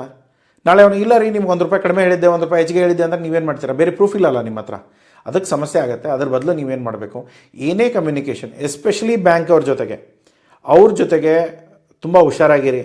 ತುಂಬ ಒಳ್ಳೆಯವರು ಇರ್ಬೋದು, ತುಂಬ ಕೆಟ್ಟವರು ಇರ್ಬೋದು. ಆದರೆ ಪ್ರೊಫೆಷ್ನಲ್ ವೇ ಏನೋ, ಒಂದು ಪ್ರಾಪರ್ ಫಾರ್ಮ್ಯಾಟಲ್ಲಿ, ಒಂದು ಪ್ರಾಪರ್ ಟೋನಲ್ಲಿ ಕರೆಕ್ಟಾಗಿ ಒಂದು ಇಮೇಲ್ನ ಡ್ರಾಫ್ಟ್ ಮಾಡಿ. ನಿಮ್ಗೆ ಏನು ಹೇಳಬೇಕು ಅಂದ್ಕೊಂಡಿದ್ರೆ ಕರೆಕ್ಟಾಗಿ ಹೇಳಿ. ಸರ್ ನನಗೆ ಎನ್ಕ್ವೈರಿ ಬಂದಿದೆ, ನನಗೆ ಇವ್ರಿಗೆ ಕೊಟೇಶನ್ ಕಳಿಸ್ಬೇಕು, ನನಗೆ ಡಾಲರ್ ರೇಟ್ಸು ಮತ್ತು ಬೇರೆ ಎಕ್ಸ್ಪೆಂಡಿಚರ್ಸ್ ಏನೇನಿದೆ ಅದನ್ನು ನನಗೆ ಟೋಟಲ್ ಮಾಡಿ ಕೊಡಿ. ಫಾರ್ ಎಕ್ಸಾಂಪಲ್ ಅಂತ ಹಾಕಿ, $1,000 ಇದೆ, $1,000 ನನಗೆ ಪೇಮೆಂಟ್ ಬರಬೇಕು, ನನಗೆ ಏನು ರೇಟಲ್ಲಿ ಕನ್ವರ್ಟ್ ಮಾಡ್ತೀರಾ, ಎಷ್ಟೆಷ್ಟು ಚಾರ್ಜ್ಗಳು ಬರುತ್ತೆ, ನನ್ನ ಬ್ಯಾಂಕ್ ಅಕೌಂಟಿಗೆ ಎಷ್ಟು ದುಡ್ಡು ಕೊಡ್ತೀರಾ, ಇದನ್ನು ಎಲ್ಲವನ್ನೂ ಕೂಡ ನೀವು ಕ್ಲಿಯರಾಗಿ ತಿಳ್ಕೊಳ್ಬೇಕು. ಇಲ್ಲದೆ ಹೋದರೆ ಕೆಲವೊಂದು ಸರಿ ಏನಾಗುತ್ತೆ, ಸರ್ ಇದು ಪೇಮೆಂಟ್ಗಳು ಬಂದಿರುತ್ತೆ, ಬ್ಯಾಂಕ್ಗಳ ಜೊತೆ ಮಾತಾಡಿರಲ್ಲ, ಕೊಟೇಶನ್ ಕೊಟ್ಬಿಟ್ಟಿರ್ತೇವೆ, ನಾಳೆ ಪ್ರೈಸಸ್ ಹೆಚ್ಚು ಕಡಿಮೆ ಆಗಿರುತ್ತೆ, ಅವಾಗಲೂ ಕೂಡ ಲಾಸ್ ನಮಗೆ ಆಗುತ್ತೆ. ಬ್ಯಾಂಕ್ಗಳು ನಿಮ್ಮಿಂದ ಬಿಸ್ನೆಸ್ ಮಾಡ್ತಾರೆ, ಅವರೇನು ನಿಮ್ಮ ಸಹಾಯ ಹಸ್ತಕ್ಕಿರಲ್ಲ, ಅಥವಾ ಇಲ್ಲಿ ಫ್ರೀಯಾಗಿ ಚಾರಿಟಿ ಅಂತ ಏನೊಂದು ಬಂದಿರಲ್ಲ. ಅವರು ಕೂಡ ಬಿಸ್ನೆಸ್ಗೆ ಇರ್ತಾರೆ, ಅವರು ನಮ್ಮಿಂದನೇ ಗಳಿಸ್ಕೋಬೇಕು, ನಮ್ಮಿಂದನೇ ಸರ್ವಿಸ್ ಕೊಡಬೇಕು. ಅವರ ಕರ್ತವ್ಯ ಇದೆ ಸರ್ವಿಸ್ ಕೊಡೋದು. ಕೊಡೋಕ್ಕಾಗಲ್ವಾ, ಬೇರೆ ಬ್ಯಾಂಕು ಬೇರೆ ಇದನ್ನು ನೋಡ್ಕೊಳ್ಬೋದು. ಬಟ್ ಆದರೆ ಒಂದೇನೆಂದರೆ, ಯಾವ ಬ್ಯಾಂಕ್ ಜೊತೆ ನೀವು ಅಕೌಂಟ್ ಓಪನ್ ಮಾಡ್ತೀರೋ ಮಿನಿಮಮ್ 1 ಅಕೌಂಟ್ ಇಟ್ಕೊಳ್ಳಿ, ಮ್ಯಾಕ್ಸಿಮಮ್ 2 ಇಟ್ಕೊಳ್ಳಿ. ಆದರೆ AD ಕೋಡ್ ರಿಜಿಸ್ಟರ್ಡ್ ಇರೋದು ಒಂದೇ ಅಕೌಂಟ್ ಇರುತ್ತೆ, ಅದನ್ನು ತಲೆಯಲ್ಲಿ ಇಟ್ಕೊಂಡು ಮಾಡಿ. ಯಾಕಂದರೆ ಮಲ್ಟಿಪಲ್ ಅಕೌಂಟ್ಗಳಲ್ಲಿ ಮಲ್ಟಿಪಲ್ ಟ್ರಾನ್ಸಾಕ್ಷನ್ ಮಾಡ್ತಾ ಹೋದರೆ ನಿಮಗೆ ಸಮಸ್ಯೆಗಳಾಗೋ ಚಾನ್ಸಸ್ ತುಂಬ ಇದೆ. ಸೊ ಇಲ್ಲಿ ಮೇನ್ ಆಗಿರೋದು ಒಂದು ರಿಟರ್ನಲ್ಲಿ ಓರಲ್ ಕಮ್ಯುನಿಕೇಷನ್ಸ್ ಏನೂ ಇಲ್ಲ, ಯಾರ ಜೊತೆನೂ ಇಲ್ಲ, ಬರೀ ಇವರು ಅವರು ಅಂತಲ್ಲ. ನೀವು ಬೇಕಂದರೆ ಏನೇ ಫೋನಲ್ಲಿ ಮಾತಾಡಿ, ಅದಾದಮೇಲೆ ತಿರ್ಗಾ ಇಮಿಡಿಯೇಟಾಗಿ ಅದನ್ನೇ ನಾವು ಏನು ಮಾತಾಡಿದೆವೋ ಅದನ್ನೇ ಇಮೇಲಲ್ಲಿ ಅವ್ರಿಗೆ ತಿರ್ಗಾ ತಿಳಿಸಿ. ಯಾಕೆಂದರೆ ಇಮೇಲ್ಸ್ಗಳನ್ನ ಮಾತ್ರ ನಮ್ಮ ಪ್ರೊಫೆಷ್ನಲ್ ಇದರಲ್ಲಿ ಕನ್ಸಿಡರ್ ಮಾಡ್ತಾರೆ. ವಾಟ್ಸಪ್ಗಳು, ಬೇರೆ ಚಾಟ್ಗಳು, ಮಾತಾಡಿರೋದು ಏನು ಪ್ರೂಫ್ಗಳಿರಲ್ಲ, ಅದನ್ನು ದಯಮಾಡಿ ನೀವು ಅದನ್ನು ಕನ್ಸಿಡರ್ ಮಾಡೋಕ್ಕೆ ಹೋಗಬೇಡಿ. ಓಕೆ, ನೆಕ್ಸ್ಟ್ ಬರೋದು ರೈಟ್ ಆಫ್. ಏನಾದರೂ ಇದ್ದರೆ ಸರ್ ಇದು ಪೇಮೆಂಟ್ ಕಡಿಮೆ ಬಂದಿದೆ, ಅದನ್ನು ರೈಟ್ ಆಫ್ ಮಾಡಿ, ಅವರು ಸ್ಕ್ಯಾಮ್ ಆಯಿತು, ಆ ಕಂಪ್ನಿ ಮುಚ್ಚೋಯ್ತು, ದುಡ್ಡು ಬರಲ್ಲ ಇನ್ನು, ಅದಾಯಿತು, ಇಲ್ಲ ಅಡ್ಜಸ್ಟ್ ಮಾಡ್ಕೊಳ್ಳೋದಿರ್ಬೋದು. ಅಥವಾ ನಾಳೆ ಏನಾದರೂ ನಿಮ್ಮ ರೀಜ್ನಲಲ್ಲಿ ಬ್ಯಾಂಕ್ಗಳು ಸರಿಯಾಗಿ ಕೆಲಸ ಮಾಡ್ತಾ ಇಲ್ಲ, ನಮ್ಮ ಅರ್ಜೆಂಟಿಗೆ ಈಗ ನಾನು ರೇಟ್ಸ್ ಕೊಡಬೇಕು ಬಟ್ ಇವರು ನನಗೆ ರೇಟೇ ಕೊಡ್ತಾ ಇಲ್ಲ ಅಂದರೆ ಗ್ರೇವಿಯನ್ಸ್ ಅಂತ ಇರುತ್ತೆ, ಅಲ್ಲಿ ಕಂಪ್ಲೇಂಟ್ ಮಾಡ್ಬೋದು. ಪ್ರತಿ ಬ್ಯಾಂಕಿಗೂ ಒಂದು ಗ್ರೇವಿಯನ್ಸ್ ಸೆಲ್ ಇರುತ್ತೆ, ಅಲ್ಲಿ ಕಂಪ್ಲೇಂಟ್ ಮಾಡ್ಬೋದು. ಇಲ್ಲ ನಿಮ್ಮ ಬ್ರಾಂಚ್ ಮ್ಯಾನೇಜರ್ ಕಂಪ್ಲೇಂಟ್ ಮಾಡಿ, ಬ್ರಾಂಚ್ ಮ್ಯಾನೇಜರ್ ಇಲ್ಲಾಂದರೆ ಝೋನಲ್ ಮ್ಯಾನೇಜರ್ ಕಂಪ್ಲೇಂಟ್ ಮಾಡಿ, ಝೋನಲ್ ಮ್ಯಾನೇಜರ್ ಇಲ್ಲಾಂದರೆ ಕ್ಲಸ್ಟರ್ ಮ್ಯಾನೇಜರ್ ಮಾಡಿ. ಯಾರಿಗಾದರೂ ಮಾಡಿಬಿಟ್ಟು ಅವ್ರವ್ರ ಕಂಪ್ಲೇಂಟ್ ಕೊಟ್ಟು ನಿಮ್ಮ ಪ್ರಾಬ್ಲಮ್ ಏನಿದೆ ಅದನ್ನು ಎಕ್ಸ್ಪ್ಲೇಟ್ ಮಾಡಿ. ಸುಮ್ಮನೆ ತಿಳ್ಕೊಂಡು ಏನು ಸಮಸ್ಯೆ ಆದರೂ ಕೂಡ ಬ್ಯಾಂಕ್ ಮ್ಯಾನೇಜರ್ ಹಿಂಗೆ ಅಂದಿದ್ದಾನೆ ಅಂತ ಅಂದ್ಕೊಂಡು ಕಾಯ್ಕೋತು ಕೊಡೋದು ಬೇಡ. ಆಯಿತಾ? ಡಾಕ್ಯುಮೆಂಟು ಮೇಂಟೈನ್ ಮಾಡೋದೇನು, IC ಕೋಡ್ ಇರ್ಬೋದು, ಎಕ್ಸ್ಪೋರ್ಟ್ ಅಗ್ರಿಮೆಂಟ್ ಇರ್ಬೋದು, ಪರ್ಫಾರ್ಮಾ ಇನ್ವಾಯ್ಸ್ ಇರ್ಬೋದು, ಫೈನಲ್ ಇನ್ವಾಯ್ಸ್ ಇರ್ಬೋದು, ಶಿಪ್ಪಿಂಗ್ ಬಿಲ್ ಇರ್ಬೋದು, BL ಕಾಪಿ ಇರ್ಬೋದು, EBRC ಇರ್ಬೋದು, ಮತ್ತು ಬ್ಯಾಂಕ್ ಜೊತೆ ಫಸ್ಟ್ ಡೇಯಿಂದ ಆಗಿರೋ ಮೇಲ್ ಟ್ರೇಲ್ಸ್ ಏನಿದೆ. ಟ್ರೇಲ್ಸ್ ಅನ್ನೋದೇನಕ್ಕೆ, ಇವಾಗ ನಾನೊಂದು ಇಮೇಲ್ ಬರೀತೇನೆ, ನೀವು ನನಗೊಂದು ರಿಪ್ಲೈ ಮಾಡ್ತೀರಾ, ಮತ್ತೆ ತಿರ್ಗಾ ನಾನು ಏನೋ ಬರೀತೇನೆ, ಇದನ್ನು ಕಂಪ್ಲೀಟಾಗಿ ಅದೇ ಸೀಕ್ವೆನ್ಸಲ್ಲಿ ಹೋಗಬೇಕು. ಒಂದು ಸರಿ ನಾನು ಮೇಲ್ ಮಾಡ್ತೇನೆ, ನೀವು ರಿಪ್ಲೈ ಮಾಡ್ತೀರಾ, ಮತ್ತೆ ನಾನು ತಿರ್ಗಾ ಹೊಸ ಮೇಲ್ ಬರೀತೀನಿ, ಆ ಥರ ಅಲ್ಲ. ಇದೇ ಮೇಲನ್ನೇ ಕಂಟಿನ್ಯೂ ಮಾಡ್ತಾ ಹೋದರೆ ನಿಮಗೆ ಟ್ರೇಲ್ ಸಿಗುತ್ತೆ. ನಾನೇನು ಹೇಳಿದೆ, ನೀವೇನು ಹೇಳಿದ್ರಿ, ನಾನೇನು ಹೇಳಿದೆ, ಈ ವಾಟ್ಸಪ್ಪಲ್ಲಿ ಚಾಟ್ಸ್ಗಳು ಕಾಣುತ್ತಲ್ಲ, ಇಲ್ಲಿ ಇಲ್ಲಿ ಇಲ್ಲಿ ಇಲ್ಲಿ ಈ ಥರ. ಸೊ ಅದೇ ರೀತಿಯಲ್ಲೇ ನಿಮ್ಮ ಇಮೇಲ್ಸ್ಗಳು ಕಾನ್ವರ್ಸೇಷನ್ಸ್ ಇರುತ್ತೆ. ಸೊ ಅದನ್ನು ನೋಡಿಕೊಂಡು ನೀವು ಮುಂದೆ ನಿಮ್ಮ ಬಿಸ್ನೆಸ್ಗಳನ್ನ ಪ್ಲ್ಯಾನ್ ಮಾಡ್ಬೋದು. ಯಾರು ವರ್ಬಲಲ್ಲಿ ಓವರ್ ಪ್ರಾಮಿಸ್ ಮಾಡ್ತಾರೋ ರಿಟರ್ನಲ್ಲಿ ಕೊಡಬೇಕಾದಾಗ ಅವ್ರದ್ದೇ ತಪ್ಪುಗಳು ತುಂಬ ಇರುತ್ತೆ. ಸೊ ನೋಡಿಕೊಂಡು ಈ ಬ್ಯಾಂಕ್ ಮ್ಯಾನೇಜರ್ಗಳು, ಈ RMಗಳು ತಮ್ಗೆ ಏನೋ ಬಾಯಿಗೆ ಬಂದಿದ್ದನ್ನು ಹೇಳ್ಬಿಡ್ತಾರೆ, ಯಾಕಂದ್ರೆ ನಾಲಿಗೆಯಲ್ಲಿ ಮೂಳೆ ಇರಲ್ಲ. ಅದಾದಮೇಲೆ ಯಾವಾಗ ಎಕ್ಸಿಕ್ಯೂಷನ್ ಮಾಡೋಕ್ಕಾಗುತ್ತೋ ಅವತ್ತು ಬಂದು ಸಮಸ್ಯೆ ಬರುತ್ತೆ. ಸೊ ಅದಕ್ಕೆ ನೋಡಿಕೊಂಡು ನಿಮ್ಮ ಬ್ಯಾಂಕ್ ಅಕೌಂಟ್ಗಳನ್ನ ಓಪನ್ ಮಾಡ್ಕೊಳ್ಳಿ. ಸೊ ಕಾಮನ್ ವೈಲೇಷನ್ಸ್ ಏನು ಬರುತ್ತೆ, ಪೇಮೆಂಟು, ನೆಕ್ಸ್ಟ್ ಬರೋದು ದುಡ್ಡುಗಳನ್ನ ನಾವು ಬೇರೆ ರೀತಿಯಲ್ಲಿ ಮ್ಯಾನೇಜ್ ಮಾಡೋದು, ಇದೆಲ್ಲ ಪ್ರಾಬ್ಲಮ್ ಬರುತ್ತೆ. ಯಾವುದೇ ಕಾರಣಕ್ಕೂ ಇನ್ವಾಯ್ಸ್ಗಳಲ್ಲಿ ಒಂದು ₹10 ಇನ್ವಾಯ್ಸ್ ಇರುತ್ತೆ, ಸ್ವಲ್ಪ ಹೆಚ್ಚಿಗೆ ಮಾಡೋದು, ಅಥವಾ ಇಲ್ಲ ನಾನೊಂದು $2 ಹಾಗೂ ಈಗ ಎಲ್ಲೋ ಕ್ಯಾಶಿಂದ ಅರೇಂಜ್ ಮಾಡಿಸ್ಕೊಳ್ತೇನೆ, $2 ಕಡಿಮೆ ಮಾಡ್ಕೊಳ್ತೇನೆ, ಆ ಥರ ಮಾಡೋದು. ಈ ಅಂಡರ್ ವ್ಯಾಲ್ಯೂ ಮತ್ತು ಓವರ್ ವ್ಯಾಲ್ಯೂ ಮಾಡಿ ನಾವು ಇನ್ವಾಯ್ಸ್ಗಳನ್ನ ಮಾಡ್ತೀವಲ್ಲ, ಅದನ್ನು ಯಾವುದೋ ಥರದ ಇಶ್ಯೂಲ್ಲಿ ಸಿಕ್ಕಾಕೊಳ್ಬೇಡಿ. ಯಾಕೆಂದರೆ ಅದರಲ್ಲಿ ನೀವು ಸಿಕ್ಕಾಕೊಂಡ್ರೆ ನಿಮ್ಮ ಬಿಸ್ನೆಸ್ ಹಾಳಾಗುತ್ತೆ, ಮುಂದೆ ಯಾವುದೇ ಥರದ ಬಿಸ್ನೆಸ್ ಬೆಳೆಸೋಕ್ಕೂ ಕೂಡ ಸಾಧ್ಯ ಇಲ್ಲ. ಸೊ ನೆಕ್ಸ್ಟ್ ಬರೋದು ನಿಮ್ಮ ಬ್ಲ್ಯಾಂಕ್ಗಳು. ನಿಮ್ಮ ಬ್ಯಾಂಕಿಂಗ್ ಸಿಸ್ಟಮ್ಸಲ್ಲಿ ಅವ್ರಿಗೆ ಬರೋ ಇಮೇಲ್ಗಳು ಅಥವಾ ನಿಮ್ಮ ಟ್ರಾನ್ಸಾಕ್ಷನ್ ಇರ್ಬೋದು, ಅಥವಾ ನಿಮ್ಗೇನಾದರೂ ನೋಟಿಸ್ ಇರ್ಬೋದು, ಅದನ್ನು ಯಾವುದನ್ನು ಕೂಡ ನೀವು ಇಗ್ನೋರ್ ಮಾಡೋಕ್ಕೆ ಹೋಗಬೇಡಿ. ಎಲ್ಲವೂ ಕೂಡ ಪ್ರಾಪರಾಗಿ ಅಟೆಂಡ್ ಮಾಡಿ. ಆ ಥರ ಏನೋ ತಿಳಿದೇ ಹೋದರೆ ದಯಮಾಡಿ ಹೋಗಿ ಬ್ಯಾಂಕಿಗಳ ಜೊತೆ ಚೆಕ್ ಮಾಡ್ಕೊಳ್ಳಿ. ಪೆನಲ್ಟಿ ಬಂದರೆ ಆಲ್ಮೋಸ್ಟ್ ನಿಮ್ಮ ಇನ್ವಾಯ್ಸ್ ವ್ಯಾಲ್ಯೂ 3 ಪಟ್ಟು ಬರುತ್ತೆ. ಸೊ ದಯಮಾಡಿ ಅರ್ಥ ಮಾಡ್ಕೊಳ್ಳಿ. RBI ಜೊತೆಗೆ ಅಥವಾ ಬೇರೆ ಯಾವುದ್ರದ್ದು ಜೊತೆಗೆ ಪೆನಲ್ಟಿಗಳಲ್ಲಿ ಸಿಕ್ಕಾಕೊಂಡ್ರೆ ಅಷ್ಟು ಬೇಗ ನೀವು ಆಚೆ ಬರೋಕ್ಕಾಗಲ್ಲ. ಓಕೆ, ಡೈಲಿ ಪೆನಲ್ಟಿ ಇರುತ್ತೆ, ಡಿಫಾಲ್ಟ್ಗಳಿರುತ್ತೆ. ಸೊ ಅದನ್ನೆಲ್ಲ ನೋಡ್ಕೊಳ್ಳಿ. ಅಕೌಂಟ್ಸಲ್ಲಿ ಅಥವಾ ಒಂದು ವೇಳೆ ಇದೆಲ್ಲ ಸ್ವಲ್ಪ ಹೆಚ್ಚು ಕಡಿಮೆ ಆಯಿತು, ಪ್ರತಿ ಸರಿ ನೀವು ದುಡ್ಡು ಕಳ್ಕೊಳ್ತಾ ಇದ್ದೀರಾ, ಸೊ ಏನಾಗುತ್ತೆ, ನೀವು ಪ್ರತಿ ಸರಿ ರೈಟ್ ಆಫ್ ಮಾಡ್ತಾ ಹೋದರೆ ಕಂಪ್ನಿ ರೆಪ್ಯುಟೇಷನ್ ಹಾಳಾಗುತ್ತೆ. ಆವಾಗ RBIಗೆ ಏನು ಅನ್ಸುತ್ತೆ, ಇವ್ರಿಗೆ ಬಿಸ್ನೆಸ್ಸೇ ಮಾಡೋಕ್ಕೆ ಬರ್ತಾ ಇಲ್ಲ, ಸುಮ್ಮನೆ ದುಡ್ಡು ಹಾಳು ಮಾಡ್ತಾ ಇದ್ದಾರೆ ಇವರು. ಸೊ ಅವಾಗ ಏನು ಮಾಡ್ತಾರೆ, ನಿಮ್ಮ ಅಕೌಂಟ್ಗಳನ್ನ ಬ್ಲಾಕ್ ಮಾಡೋ ಚಾನ್ಸಸ್ ಇರುತ್ತೆ. ಸ್ವಲ್ಪ ನೋಡ್ಕೊಂಡ್ಬಿಟ್ಟು ಮಾಡಿ. ಯಾವುದೇ ಥರದ ಬ್ಯಾಂಕ್ಗಳಲ್ಲಿ ನೀವು ರೈಟ್ ಆಫು ಅಥವಾ ಅಡ್ಜಸ್ಟ್ಮೆಂಟ್ ಮಾಡಿಸಿದ್ರೆ ಅದೊಂಥರ ಬ್ಲ್ಯಾಕ್ ಮಾರ್ಕ್ ಇರುತ್ತೆ ನಿಮ್ಮ IC ಮೇಲೆ. ನಿಮ್ಮ ಇಂಪೋರ್ಟ್ ಎಕ್ಸ್ಪೋರ್ಟ್ ಕೋಡ್ ಏನಿರುತ್ತಲ್ಲ ಅದ್ರ ಮೇಲೆ ಇರುತ್ತೆ. ಅದು ಪ್ರೊಪ್ರೈಟ್ರಲ್ಲಿ ಇದ್ದರೆ ಮಾತ್ರ ಇನ್ನೂ ಸ್ವಲ್ಪ ರಿಸ್ಕ್ ಹೆಚ್ಚಿಗೆ ಆಗುತ್ತೆ, ಸ್ವಲ್ಪ ನೋಡ್ಕೊಳ್ಳಿ. ಇಲ್ಲಿ ನೀವು ಫಿಮಾ ರೂಲ್ಸಲ್ಲಿ ಕ್ಲಿಯರ್ ಆಗಿರಬೇಕಂದ್ರೆ ಫಸ್ಟ್ ಏನು ಮಾಡಬೇಕು, ಕ್ಲಿಯರಾಗಿ ನಿಮ್ಮ ಬಯರ್ಸ್ಗಳ ಜೊತೆ ಮಾತಾಡ್ಕೊಳ್ಳಿ. ಯಾವಾಗ ನಿಮಗೆ ಪೇಮೆಂಟ್ ಬರಬೇಕು ಮಾತಾಡ್ಕೊಳ್ಳಿ. ಏನು ಇನ್ವಾಯ್ಸ್ ವ್ಯಾಲ್ಯೂ ಇದೆ ಅದನ್ನು ಮಾತಾಡ್ಕೊಳ್ಳಿ. ಕರೆಕ್ಟಾಗಿ ಶಿಪ್ಮೆಂಟ್ ಮಾಡಿ. ಅದು ಏನೇನು ಡಾಕ್ಯುಮೆಂಟ್ಗಳು, ಏನೇನು ಶಿಪ್ಮೆಂಟ್ ಮಾಡಿದ್ದೀರಾ, ಏನೇನು ಅಗ್ರಿಮೆಂಟ್ ಮಾಡ್ಕೊಂಡಿದ್ದೀರಾ. ಅಗ್ರಿಮೆಂಟ್ ಜನ ಏನು ಮಾಡ್ತಾರೆ, ಒಂದು ChatGPT ಯೂಸ್ ಮಾಡ್ತಾರೆ, ಇಲ್ಲಾಂದರೆ ಗೂಗಲಲ್ಲಿ ಎಲ್ಲೋ ಡಾಕ್ಯುಮೆಂಟ್ ಸಿಗುತ್ತೆ ಅದನ್ನು ಯೂಸ್ ಮಾಡ್ತಾರೆ. ದಯಮಾಡಿ ಆ ಥರ ಮಾಡೋಕ್ಕೆ ಹೋಗ್ಬೇಡಿ. ನಿಮ್ಮ ಬಿಸ್ನೆಸ್ಸು, ನಿಮ್ಮ ಪ್ರಾಡಕ್ಟು, ನಿಮ್ಮ ರೂಲ್ಸ್ ಆ್ಯಂಡ್ ರೆಗ್ಯುಲೇಷನ್ಸ್ ಏನಿದೆ ಅದನ್ನು ಪ್ರಾಪರಾಗಿ ಅಡ್ವೊಕೇಟ್ ಕಡೆಯಿಂದ ಕರೆಕ್ಟಾಗಿ ಮಾಡಿಸ್ಕೊಳ್ಳಿ. ನಿಮಗೇನಾದ್ರು ಹೆಲ್ಪ್ ಬೇಕಾದರೆ ನಾವು ಮಾಡಿಸ್ಕೊಡ್ತೇವೆ, ಅದನ್ನು ಕೂಡ ನೀವು ಎಕ್ಸಿಕ್ಯೂಟ್ ಮಾಡಿಕೊಂಡು ಮಾಡ್ಬೋದು. ಸೊ ಒಂದ್ಸರಿ ಈ ಡಾಕ್ಯುಮೆಂಟ್ಗಳು, ಈ ಟರ್ಮ್ಸ್ ಆ್ಯಂಡ್ ಕಂಡೀಷನ್ಸ್ ಎಲ್ಲ ಫೈನಲ್ ಆಯಿತು ಅಂದರೆ ಆ ಡಾಕ್ಯುಮೆಂಟ್ಗಳನ್ನ ನೀವು ಲೀಗಲಿ ಯೂಸ್ ಮಾಡ್ಕೊಳ್ಳೋಕೆ ಅಡ್ಡಿ ಇಲ್ಲ.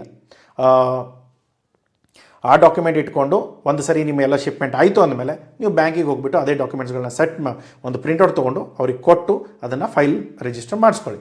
ಸೊ ಇಲ್ಲಿ ಏನಾದರೂ AD ಕೋಡ್ ಇತ್ತು ಅಥವಾ ಆಪರೇಷನಲ್ಲಿ ಏನಾದರೂ ರಿಪ್ಲೈ ಇರಲಿಲ್ಲ ಅಥವಾ ಬ್ಯಾಂಕ್ ಕಡೆಯಿಂದ ರೆಸ್ಪಾನ್ಸ್ ಬರ್ತಾ ಇಲ್ಲ, ಕೆಲವೊಂದು ಸರಿ ಈ ಬ್ಯಾಂಕ್ಗಳಿಗೂ ಕೂಡ ಸ್ವಲ್ಪ ಟೈಟ್ ಮಾಡಬೇಕಾಗತ್ತೆ. ಆವಾಗ ನೀವು ಸೀನಿಯರ್ ಲೆವೆಲು ಝೋನ್ ಲೆವೆಲ್ಗೆ ಹೋಗ್ಬಿಟ್ಟು ಕೆಲಸ ಮಾಡ್ಕೋಬೋದು. ಸೊ ಇಲ್ಲಿ ನೀವು ಶಾರ್ಟ್ಕಟ್ಸ್ ಆಗಿರ್ಬೋದು, ಯಾವುದೇ ಥರದ ಅಡ್ಜಸ್ಟ್ಮೆಂಟ್ ಆಗಿರ್ಬೋದು ಮಾಡೋಕ್ಕೆ ಹೋಗ್ಬಿಡಿ. ಬ್ರಾಂಚ್ ಮ್ಯಾನೇಜರ್ ನಮ್ಮ ಅಣ್ಣನೇ ನಮ್ಮ ತಮ್ಮನೇ, ಇಲ್ಲಿ ರೂಲ್ಸ್ ಎಲ್ಲರಿಗೂ ಒಂದೇ ಇರುತ್ತೆ. ಏನೋ ಸ್ವಲ್ಪ ಅಲ್ಲಿ ಮಾಡ್ಕೊಂಡು ಏನೋ ಅಡ್ಜಸ್ಟ್ ಮಾಡ್ಕೊಳ್ತೀರಾ, ಆದರೆ ನಾಳೆ ಬೇರೆ ಯಾರಾದರೂ ಆ ಚೇರಿಗೆ ಬಂದು ಆ ಆಡಿಟಿಂಗ್ ಏನಾದರೂ ಮಾಡಿದ್ರೆ ಆವಾಗ ನೀವು ಸಿಕ್ಕಾಕೊಳ್ತೀರಾ. ಸೊ ಈ ಥರ ಮಾಡ್ಕೊಂಡು ಯಾಕೆ ಸುಮ್ಮ ಅನ್ಭವಿಸೋದು, ಏನು ರೂಲ್ಸ್ ಇದೆ ಅದ್ರ ಅಕಾರ್ಡಿಂಗ್ಲಿ ಫಾಲೋ ಮಾಡಿ, ನಿಮಗೂ ಸಂತೋಷ ಇರುತ್ತೆ, ಒಳ್ಳೆ ನಿದ್ದೆ ಬರುತ್ತೆ. ಓಕೆ, ಸೊ ಇಲ್ಲಿ ನೀವು ಮಾಡಬೇಕಾಗಿರೋದು ಪ್ರಾಪರಾಗಿ ಶಿಪ್ಮೆಂಟ್ ಮಾಡ್ತೀರಾ, ಡಾಕ್ಯುಮೆಂಟ್ಗಳು ಸಿಗುತ್ತೆ, ಡಾಕ್ಯುಮೆಂಟ್ಗಳನ್ನ ಬ್ಯಾಂಕಿಗೆ ಸಬ್ಮಿಟ್ ಮಾಡ್ತೀರಾ 21 ದಿನದ ಒಳಗಡೆ. ಅದಾದ ಮೇಲೆ ಪೇಮೆಂಟ್ಗಳನ್ನ ಏನಾದರೂ ನೀವು ಕ್ರೆಡಿಟಲ್ಲಿ ಕೊಟ್ಟಿದ್ದರೆ ಅದನ್ನು ನೀವು 9 ತಿಂಗಳಲ್ಲಿ ಪೇಮೆಂಟ್ನ ತೊಗೊಂಡು ಬರ್ತೀರಾ. ಒಂದು ವೇಳೆ ಪೇಮೆಂಟ್ ತೊಗೊಂಡು ಬರೋಕ್ಕಾಗಲಿಲ್ಲ, ಪೇಮೆಂಟೇ ಬರಲಿಲ್ಲ, ಅದನ್ನು ಹೋಗ್ಬಿಟ್ಟು ಬ್ಯಾಂಕಿಗೆ ಇನ್ಫಾರ್ಮ್ ಮಾಡಿ, ಸರ್ ಈ ಪೇಮೆಂಟ್ ಬರಬೇಕಾಗಿತ್ತು ಬಂದಿಲ್ಲ, ಇದನ್ನು ವೇ ಆಫ್ ಮಾಡಿ, ಈ ಪೇಮೆಂಟ್ ಬರಲ್ಲ, ದುಡ್ಡು ಮುಳುಗೋಯ್ತು. ಸೊ ಅದನ್ನು ಇನ್ಫಾರ್ಮ್ ಮಾಡಿ. ಇಲ್ಲ ಸರ್ ಇದು ಅಡ್ವಾನ್ಸ್ ಪೇಮೆಂಟ್ ಬಂದಿದೆ, ಇವರು ನನಗೆ ಮುಂದಿನ ಪೇಮೆಂಟ್ ಕೊಟ್ಟಿಲ್ಲ, ಅದಕ್ಕೆ ನನಗೆ ಆರ್ಡರ್ ಕ್ಯಾನ್ಸಲ್ ಮಾಡಬೇಕು, ಅದನ್ನು ನಾನು ಆಲ್ರೆಡಿ ಕ್ಲೋಸಲ್ಲಿ ಹಾಕಿದ್ದೇನೆ, ಈ ಅಗ್ರಿಮೆಂಟ್ಗೆ ಅವ್ರು ಸೈನ್ ಮಾಡಿದ್ದಾರೆ, ನಾನು ಅವ್ರಿಗೆ ತುಂಬ ರಿಮೈಂಡರ್ ಇಮೇಲ್ ಕಳಿಸಿದ್ದೇನೆ, ಅವ್ರು ಯಾವುದೇ ಥರದ ರೆಸ್ಪಾನ್ಸ್ ಕೊಡ್ತಾ ಇಲ್ಲ, ಸೊ ಹಾಗಾಗಿ ನಾವು ಆರ್ಡರ್ನ ಕ್ಯಾನ್ಸಲ್ ಮಾಡ್ತಾ ಇದ್ದೇವೆ, ಬಟ್ ಯಾವುದೇ ಥರದ ಅಮೌಂಟ್ಗಳನ್ನ ನಾವು ಅವ್ರಿಗೆ ತಿರ್ಗಾ ರೀಫಂಡ್ ಮಾಡಲ್ಲ ಸೊ ಅಂತ ಹೇಳಿ ಅವ್ರಿಗೆ ಮೇಲ್ ಹಾಕಿ ಅದನ್ನು RBI ರಿಪೋರ್ಟ್ ಮಾಡಿದರೆ ಆಟೋಮೆಟಿಕ್ಲಿ ನಿಮ್ಮ ಪೇಮೆಂಟ್ ಏನು ಬಂದಿದೆ ನಿಮ್ಮ ಹತ್ರ ಅದು ನಿಮ್ಮ ಹತ್ರನೇ ಉಳ್ಕೊಳ್ಳುತ್ತೆ, ಯಾವುದೇ ಥರದ ಪೆನಾಲ್ಟಿ ಇಲ್ಲ. ಒಂದು ವೇಳೆ ನೀವು ಬಂದಿರೋ ಪೇಮೆಂಟು ಯಾರಿಗೆ ನೀವು ಇನ್ವಾಯ್ಸ್ ಮಾಡ್ತಾ ಇದ್ದೀರೋ ಅವ್ರ ಕಂಪ್ನಿ ಬಿಟ್ಟು, ಫಾರ್ ಎಕ್ಸಾಂಪಲ್ ಏನಂದರೆ ನಾನು ಆಸ್ಟ್ರೇಲಿಯಾ ಕಂಪ್ನಿ ಇನ್ವಾಯ್ಸ್ ಮಾಡ್ತೇನೆ, ದುಬೈ ಕಂಪ್ನಿ ನಂಗೆ ಪೇಮೆಂಟ್ ಹಾಕ್ತಾರೆ, ಅಮೌಂಟ್ ಸೇಮ್ ಇರ್ಬೋದು ಬಟ್ ಕಂಪನಿ ಬೇರೆ ದೇಶಗಳಿಂದ ಬರ್ತಾ ಇದೆ, ಸೊ ಆ ಇನ್ವಾಯ್ಸ್ಗಳು ಮ್ಯಾಚ್ ಆಗಲ್ಲ, ಸೊ ಅದು ನಿಮಗೆ ಪ್ರಾಬ್ಲಮ್ ಆಗುತ್ತೆ. ಸೊ ಆಸ್ಟ್ರೇಲಿಯಾ ಕಂಪ್ನಿಗೆ ಹೋಗಿದ್ದರೆ ಆಸ್ಟ್ರೇಲಿಯಾ ಕಂಪ್ನಿ ಯಾವ ಕಂಪ್ನಿ ಇದೆಯೋ ಅದೇ ಕಂಪ್ನಿಯಿಂದನೇ ಪೇಮೆಂಟ್ ಬರಬೇಕು. ಅವ್ರು ಎಲ್ಲಾದರೂ ಕಂಪ್ನಿಗಳು ಇರಲಿ ಅವ್ರದ್ದು ಎಕ್ಸ್ಟ್ರಾ, ಬಟ್ ಆದರೆ ಯಾವ ಕಂಪ್ನಿಯಿಂದ ಇನ್ವಾಯ್ಸ್ ಮಾಡಿದ್ರೋ ಅದೇ ಕಂಪ್ನಿಯಿಂದ ಪೇಮೆಂಟ್ ಬರಬೇಕು. ಶಿಪ್ಮೆಂಟ್ ಎಲ್ಲಾದರೂ ಹೋಗ್ಕೊಳ್ಳಿ, ಅದು ನಿಮಗೆ ಸಂಬಂಧ ಇಲ್ಲ. ಶಿಪ್ಮೆಂಟ್ ನೀವು ಬೇಕಂದರೆ ಆಸ್ಟ್ರೇಲಿಯಾಗಾದರೂ ಕಳಿಸಿ, ನ್ಯೂಜಿಲ್ಯಾಂಡ್ಗಾದರೂ ಕಳಿಸಿ, ಪಾಕಿಸ್ತಾನಕ್ಕಾದರೂ ಕೊಟ್ಕೊಳ್ಳಿ, ಆದರೆ ಯಾರಿಗೆ ಬಿಲ್ ಮಾಡ್ತಿರೋ ಅವ್ರ ಕಡೆಯಿಂದ ಮಾತ್ರ ನಿಮಗೆ ಪೇಮೆಂಟ್ ಬರಬೇಕು. ಅದು ನೀವು ಎಷ್ಟಕ್ಕೆ ಬಿಲ್ ಮಾಡಿದಿರೋ ಅಷ್ಟೇ ಪೇಮೆಂಟ್ ಬರಬೇಕು. ಸ್ವಲ್ಪ ಹೆಚ್ಚು ಕಡಿಮೆ ಬಂತು ಅಡ್ಜಸ್ಟ್ ಮಾಡ್ಕೊಳ್ಳೋದು, ನೀವೇ ಅಂದ್ಕೊಳ್ಳೋದು ಅದನ್ನೆಲ್ಲ ಮಾಡೋ ಹಾಗಿಲ್ಲ. ಬ್ಯಾಂಕಿಗೆ RBIಗೆ ತಿಳಿಸಲೇಬೇಕು, ಯಾಕಂದರೆ ಎಕ್ಸ್ಪೋರ್ಟ್ ಇಂಪೋರ್ಟ್ ಬಿಸ್ನೆಸ್ಸಲ್ಲಿ ಎಲ್ಲ ರೂಲ್ಸ್ ಆ್ಯಂಡ್ ರೆಗ್ಯುಲೇಷನ್ಸ್ ಅವರೇ ಮಾಡೋದು. ಮೇನ್ಲಿ ಒಂದು ಸಪ್ಲೈಯರ್ ಜೊತೆ ಅಗ್ರಿಮೆಂಟ್, ಸೆಕೆಂಡ್ ಏನು ಅಗ್ರಿಮೆಂಟ್ ಆಗಿದೆಯೋ ಅದನ್ನು ಪ್ರಾಪರ್ಲಿ ಬ್ಯಾಂಕ್ದವ್ರಿಗೆ ಕಮ್ಯುನಿಕೇಟ್ ಮಾಡಬೇಕಾಗುತ್ತೆ. ಇಲ್ಲ ಅಂದರೆ ನಿಮ್ಮ ಬಿಸ್ನೆಸ್ ಪೆಟ್ಟು ತಿನ್ನೋ ಚಾನ್ಸಸ್ ಇರುತ್ತೆ, ಇದನ್ನು ಅರ್ಥ ಮಾಡ್ಕೊಳ್ಳಿ. ನೆಕ್ಸ್ಟ್ ಬರೋದು ಯಾವುದಾದ್ರು ನೋಟಿಸ್ ಬಂತು ಸುಮ್ಮನೆ ಕೂತ್ಕೊಂಡ್ಬಿಡ್ತಾನೆ, ನೋಡೋಣ ಬಿಡಿ. ಸೊ ಇದನ್ನೆಲ್ಲ ಮಾಡೋಕ್ಕೆ ಹೋಗ್ಬಿಡಿ, ಅದೆಲ್ಲ ನಿಮಗೆ ತುಂಬ ನಾಳೆ ದೊಡ್ಡ ಪ್ರಾಬ್ಲಮ್ ಆಗುತ್ತೆ. ಅದ್ರ ಬದಲು ಕರೆಕ್ಟಾಗಿ ಅಟೆಂಡ್ ಮಾಡಿಕೊಂಡು ಸಾಲ್ವ್ ಮಾಡಿಕೊಂಡ್ರೆ ನಿಮ್ಗೆ ಒಳ್ಳೆಯದು. ಸೊ ಡಾಕ್ಯುಮೆಂಟೇಷನ್ಸ್ನ ಪ್ರಾಪರಾಗಿ ಮೇಂಟೈನ್ ಮಾಡಿ, ಯಾವುದೇ ಸಾಫ್ಟ್ವೇರ್ ತೊಗೊಳ್ಳಿ ಯೋಚನೆ ಮಾಡಿ ತೊಗೊಳ್ಳಿ, ಯಾಕೆಂದರೆ ಮಿನಿಮಮ್ 5 ರಿಂದ 10 ವರ್ಷ ಆ ಡಾಕ್ಯುಮೆಂಟ್ಸ್ಗಳು ನಿಮ್ಮ ಜೊತೆಗೆ ಇರಬೇಕು. ನೀವು ಎಕ್ಸ್ಪೋರ್ಟಲ್ಲಿ ಇರ್ತಿರೋ ಇಲ್ವೋ ಗೊತ್ತಿಲ್ಲ, ಯಾಕೆಂದ್ರೆ ನಾಳೆ ಪೆನಲ್ಟಿಗಳು ಬಂತು ಅಂದರೆ ಕ್ರಿಮಿನಲ್ ಕೇಸ್ ಆಗೋವರೆಗೂ ಒಯ್ಯಕ್ಕೆ ಹೋಗಬೇಡಿ. ಆದಷ್ಟು ಸಿವಿಲ್ ಕೇಸಲ್ಲೇ ಅಥವಾ ಕೇಸ್ ಆಗದೇನೆ ವಿದೌಟ್ ಪೆನಲ್ಟಿನೇ ನೀವು ಸೆಟಲ್ ಮಾಡಿಕೊಂಡು ಮುಗಿಸ್ಕೊಂಡ್ರೆ ನಿಮ್ಗೆ ಒಳ್ಳೆಯದಾಗತ್ತೆ. ಓಕೆ, ಸೊ ಇಲ್ಲಿ ಮೇಯ್ನಾಗಿ ಪ್ರಾಪರಾಗಿ ಏನು ಪೇಮೆಂಟ್ ಬರ್ತಾ ಇದೆ ಅದನ್ನು ರಿಪೋರ್ಟ್ ಮಾಡ್ಕೊಳ್ಳಿ, ಬ್ಯಾಂಕ್ಗಳ ಜೊತೆ ಕರೆಕ್ಟಾಗಿ ರಿಪೋರ್ಟ್ ಮಾಡಿ ಸಬ್ಮಿಟ್ ಮಾಡ್ಕೊಳ್ಳಿ, EBRC ತೊಗೊಂಡು ಸೆಟಲ್ ಮಾಡ್ಕೊಳ್ಳಿ. EBRC ಬರದೇ ಹೋದರೆ ಕಂಪ್ಲೀಟ್ ಎಕ್ಸ್ಪೋರ್ಟ್ ಸೈಕಲ್ ಕಂಪ್ಲೀಟ್ ಆಗಿಲ್ಲ, ಅದು ಒಂದು ಗ್ಯಾಪ್ ಉಳೀತು ಅಂದರೆ ಅದೊಂದು ನಿಮಗೆ ನಾಳೆ ಬಂದು ತೊಂದರೆ ಕೊಡುತ್ತೆ. ಸೊ ಫೀಮಾ ರೂಲ್ಸ್ನ ಬ್ರೇಕ್ ಮಾಡೋಕ್ಕೆ ಹೋಗಬೇಡಿ, ಆದಷ್ಟು ಫಾಲೋ ಮಾಡಿದಷ್ಟು ನಿಮ್ಗೆ ಒಳ್ಳೆಯದು. ಸೊ ಒಂದು ವೇಳೆ ನೀವು ಫೀಮಾ ರೂಲ್ಸ್ ಬಗ್ಗೆ ಗೊತ್ತಿಲ್ಲ, ಈಗೆಲ್ಲ ನಾನು ಏನು ಹೇಳಿದ್ದೇನೆ ಇದೇ ಇಂಪಾರ್ಟೆಂಟ್. ಯಾರ ಕಡೆಯಿಂದ ದುಡ್ಡು ಹೋಗುತ್ತೆ ಅವ್ರ ಕಡೆಯಿಂದ ದುಡ್ಡು ಬರಬೇಕು, 21 ದಿನದಲ್ಲಿ ಬ್ಯಾಂಕಿಗೆ ರಿಪೋರ್ಟ್ ಆಗಬೇಕು, 9 ತಿಂಗಳಲ್ಲಿ ಪೇಮೆಂಟ್ ಬರಬೇಕು. ಇದು ಎಲ್ಲೂ ಆಗ್ತಾ ಇಲ್ಲ ಅಂದರೆ ಬ್ಯಾಂಕಿಗೆ ಹೋಗ್ಬಿಟ್ಟು ಇದು ಈ ಥರ ಇಶ್ಯೂ ಆಗಿದೆ ಅದನ್ನು ಸಾಲ್ವ್ ಮಾಡ್ಕೊಂಡು ಅಡ್ಜಸ್ಟ್ ಮಾಡಿಸ್ಕೋಬೇಕು. ಇದನ್ನು ಬಿಟ್ಟು ನೀವೇನೋ ಸುಮ್ಮನೆ ಕೂತ್ಕೊಂಡ್ರಿ ಅಥವಾ ಬಂದಿರೋ ಪೇಮೆಂಟ್ನ ಅಲ್ಲೇ ಇಳಿಸ್ತಿದ್ರಿ, ಸ್ವಲ್ಪ ಎಕ್ಸ್ಟ್ರಾ ದುಡ್ಡು ಪೇಮೆಂಟ್ ಬರೋದಿತ್ತು, ಇಲ್ಲ ನೀವು ನೆಕ್ಸ್ಟ್ ಪೇಮೆಂಟಿಗೆ ಇಟ್ಕೊಳ್ಳಿ, ಆ ಥರ ಏನಾದರೂ ಅಡ್ಜಸ್ಟ್ ಮಾಡಿಕೊಂಡ್ರೆ ಎಲ್ಲವೂ ಕೂಡ ಇಲ್ಲಿಗಲ್. ಓಕೆ, ಸೊ ಇದರಲ್ಲಿ ಯಾವುದೂ ತಗಲಾಕೊಳ್ಳದೆ ಕರೆಕ್ಟಾಗಿ ಬಿಸ್ನೆಸ್ ಮಾಡ್ಕೊಂಡು ಹೋಗಿ, ಎಲ್ಲರಿಗೂ ಒಳ್ಳೆಯದಾಗುತ್ತೆ. ಏನೇ ಸಮಸ್ಯೆಗಳಿತ್ತು ಅಥವಾ ಇದರಲ್ಲಿ ಏನಾದರೂ ಕನ್ಸಲ್ಟೇಷನ್ ಬೇಕಾದರೆ ಕನ್ಸಲ್ಟೇಷನ್ ಕಾಲ್ ಬುಕ್ ಮಾಡ್ಕೊಳ್ಳಿ. ಕೋರ್ಸಸ್ಗಳು ಆಲ್ರೆಡಿ ಲಾಂಚ್ ಆಗಿದೆ, ಕೋರ್ಸ್ಗಳನ್ನ ಎನ್ರೋಲ್ ಮಾಡ್ಕೊಳ್ಳಿ. ಬೇರೆ ತುಂಬ ಆಫರ್ಸ್ಗಳಿದೆ ಈ ಇಯರ್ ಎಂಡಿಂದು. ಸೊ 31st ಒಳಗಡೆ ಏನೇ ಪ್ಲ್ಯಾನ್ ಮಾಡ್ಕೊಳ್ಳೋಕ್ಕಾಗುತ್ತೆ ಪ್ಲ್ಯಾನ್ ಮಾಡ್ಕೊಂಡು ಎಕ್ಸಿಕ್ಯೂಟ್ ಮಾಡ್ಕೊಳ್ಳಿ. ಸಿಗೋಣ ಮುಂದಿನ ವೀಡಿಯೋದಲ್ಲಿ. ಟಿಲ್ ದೆನ್ ಟೇಕ್ ಕೇರ್, ಬಾಯ್. ಈ ವಿಡಿಯೋ ಇಷ್ಟ ಆಗಿದ್ದರೆ ಲೈಕ್ ಮಾಡಿ, ಸಬ್ಸ್ಕ್ರೈಬ್ ಮಾಡಿ, ಅಥವಾ ನಿಮ್ಗೆ ಯಾರಿಗಾದರೂ ಬೇರೆ ಯಾರಿಗಾದರೂ ಈ ವಿಡಿಯೋಗಳು ಸಂಬಂಧ ಇದೆ ಅವರಿಗೆ ಇದು ಹೆಲ್ಪ್ ಆಗುತ್ತೆ ಅಂದರೆ ದಯಮಾಡಿ ಶೇರ್ ಮಾಡಿ. Okay, till then take care, bye bye, catch you up in the next video.